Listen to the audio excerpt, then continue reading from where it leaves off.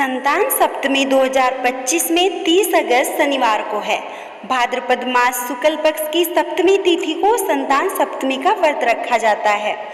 यह व्रत विशेषकर संतान प्राप्ति और संतान की दीर्घायु के लिए किया जाता है। प्राचीन काल में एक ब्राह्मण दंपति रहते थे। उनका विवाह कई वर्ष पूर्व हुआ, लेकिन उन्हें संतान सुख प्राप्त नहीं हो पा रहा था। संतान की इच्छा में वे दोनों बड़े दुखी रहते थे। एक दिन वह ब्राह्मण किसी साधु संत के पास गई और अपनी व्यथा सुनाई। तब साधु ने कहा, हे देवी, यदि तुम भाद्रपद मास के शुक्ल पक्ष की सप्तमी तिथि को संतान सप्तमी व्रत करोगी और भगवान सूर्य नारायण तथा संतान गोपाल की पूजा करोगी तो निश्चित ही तुम्हें संतान की प्राप्ति होगी।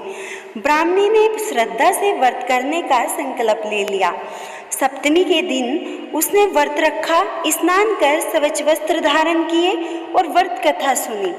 संतान गोपाल का ध्यान कर संतान की प्रार्थना की।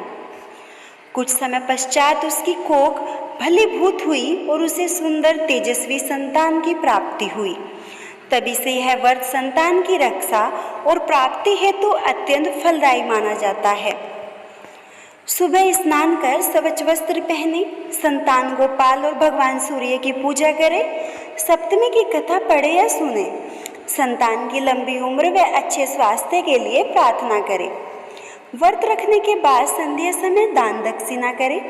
भाद्रपद शुक्ल सप्तमी को संतान सप्तमी व्रत किया जाता है।